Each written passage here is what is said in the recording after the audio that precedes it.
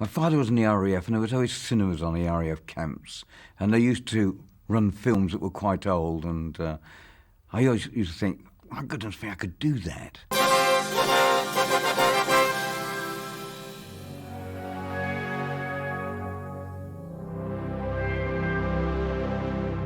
And I was always quite good at gymnastics at school. I could at least stand on my hands. And then eventually I joined the parachute regiment and eventually became a physical training instructor. And I had some experience as a gymnast. I could do backflips then, and of course the army training helped. And when I came out, I used to know a man called Stuart. He'd been a physical training instructor in the parachute regiment. And I know that he'd been on 1 or 2 films. And I said to him, how do you get into films? And he said, well, you've got to get on an agency's books and tell them that you want to become something like a tumbler or something, because they won't take you on as a stuntman. So I did. I found an agency, told them that I want to be a tumbler.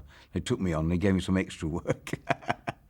Well, believe it or not, I was actually booked as an extra on one of Ronnie Barker's programs called Hark at Barker. And they wanted 12 people in a bus queue. And there was going to be a stuntman on it, but he didn't turn up. Never heard of that before, but in this occasion, this stuntman hadn't turned up for the job. And the director came up to me and everybody else in the bus queue and said, can anybody drive a taxi? And I said, well, actually, I can. And he said, well, look, we want to do this a little bit. We were going to do a stunt, but we want this taxi to do a near miss. Anyway, I volunteered and I did it. And Ronnie Barker got talking to me. And I told him that I'd been a gymnast and I really wanted to become a stuntman, but this is the way I'm starting. And believe it or not, he actually wrote 2 or 3 sketches for me and used them in his Hark at Barker. Yes, I was in wheelchairs, all bandaged up and all sorts of things. And eventually went on to do the 2 Ronnies. And for all those years that they filmed the 2 Ronnies, I was in quite a lot of those sketches. He always remembered me.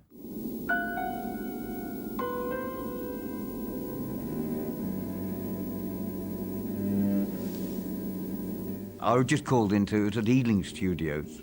And I'd been called in and they told me to put this costume on, and they gave me the name of the character. I don't know whether I was doubling anybody, I can't remember that.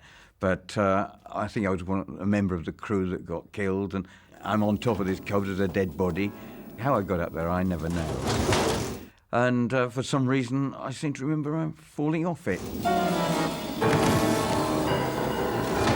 And for some reason, they kept booking me, and I could never really get rid of it after that. You had to make yourself pretty useful in those days, and be quite prepared to get a different costume on. And sometimes you'd even be fighting yourself. I'd throw a punch and I'd be the one that received it as well. In those days, you used to be asked for your advice. Now you go on to a big film and they know exactly what they want, and they've all got it storyboard. They don't want your advice. They will tell you what they want, and you have to do it their way. Or you liaison with the stunt arranger, and you get a way of doing it. But in those days, you had to consider the time that was left to do it in. You had to consider whether we were losing the light. And they'd say, well, really, we want a spectacular stunt, but we're not going to have the time to do it. Stuart, what could you suggest? And you say, well, look, if I step backwards firing this weapon, I could fall over this boulder and somebody can come up and stab me. How's that? Excellent. We can get that done in a couple of minutes. Thanks a lot, Stuart. We'll do that. Haven! So you got an opportunity to actually contribute a lot more in those days than you get today. For television and working on a series like that, we try and keep our faces off the camera. I want Avalon now. But if you get a decent part and your face is seen a lot, they can't use you for perhaps 2 or 3 seasons after that, because people remember your face and that character you play. Say, well, how come he's back in it again? He got killed in the other one. But if you keep playing small parts where you're going to get knocked off the battlements or something, or get shot, it's going to be very quick, so nobody's going to really register your face. In the studio, you've got a smooth surface like this that would be dressed. The rocks might be polystyrene. You wouldn't be able to fall on those because they look very light and quite ridiculous. But if you were out on location and you might be willing to fall back on the rocks and they would look completely natural. So you could probably do it for real out on location.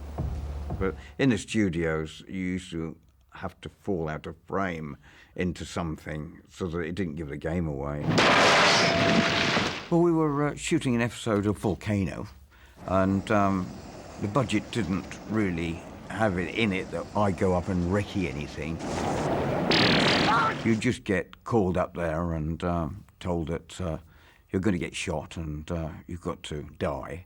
And you would arrive there and look at the bit that they want you to do, and you go off and find a nice little spot to do it. But there was a beautiful edge that was quite high up, but not terribly high up. And I asked them how many stunt boxes they had, and they told me. And I said, well, we can do this, as long as we get the camera angles right. You're right. Never mind me, you get them. Right. You only had to ask. And we shot it, and we'd only had one camera, so we'd have shot it at least twice, me falling twice.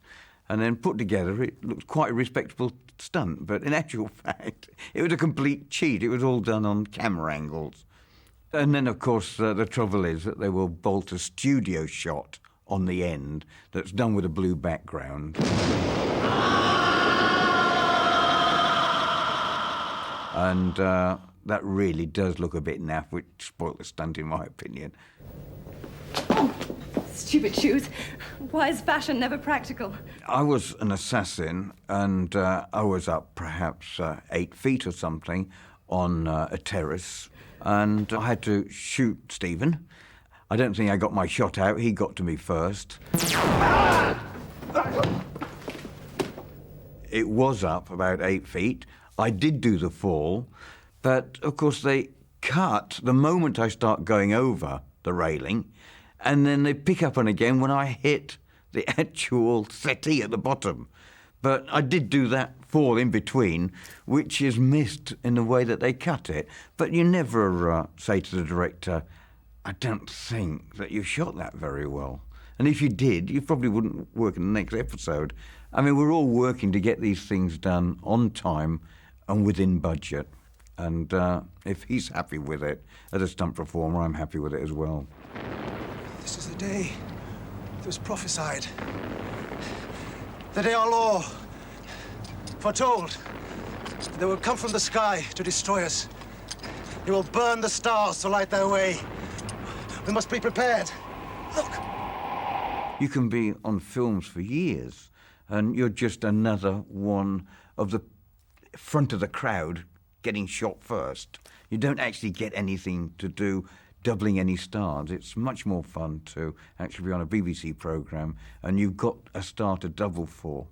Destroy the strangers. Hunt them down and kill them. Kill them! Kill them! Believe it or not, I look like Alan Lake. We both had wigs on.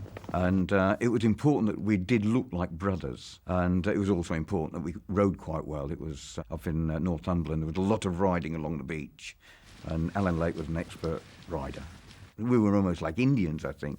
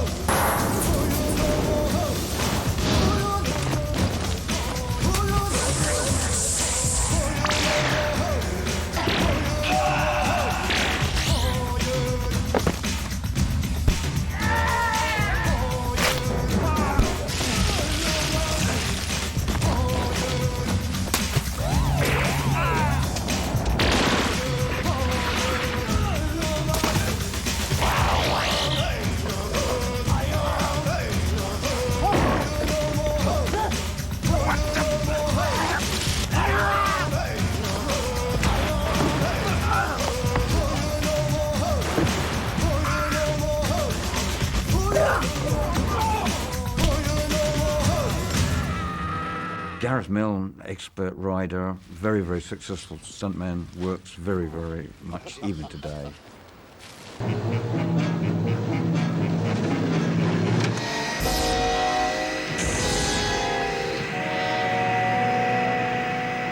Terry Forstall's died, actually. He died doing a parachute jump, yes, from a cliff edge. And he was an extremely good stuntman. I mean, we had some wonderful stuntmen. I was talking about Frank Mayer, whom I saw recently. And people like Nosher Powell and Dinny Powell. Yes, I mean, a dynasty of stuntmen. Yes. Glyn, their son's in it now. Yes. Yeah. And great guys. And we used to have great fun with the stuntmen. Nosher Powell, and he was an enormous boxer. He still is an enormous man, but he was a boxer, and he big beard, and he looked like a Viking, and he'd played many Vikings in his day.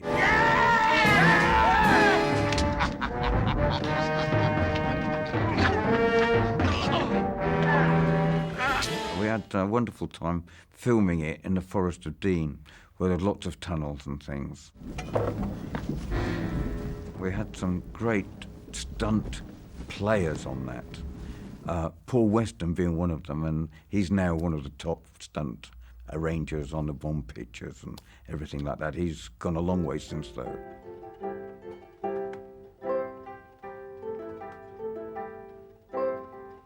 There was court scenes. These people had great halls and castles, and there was actually a jester in it. And I do juggling skills, and I had to teach the jester to do some of the skills. A few juggling tricks and a bit of balance. I'd like to have played it myself, but the director said to me, no, we need somebody with a murderous-looking face. He said that you're always smiling. He said that wouldn't do. So I never got that part. One of the crew from Blake 7, he had to entertain the king as though he was a jester.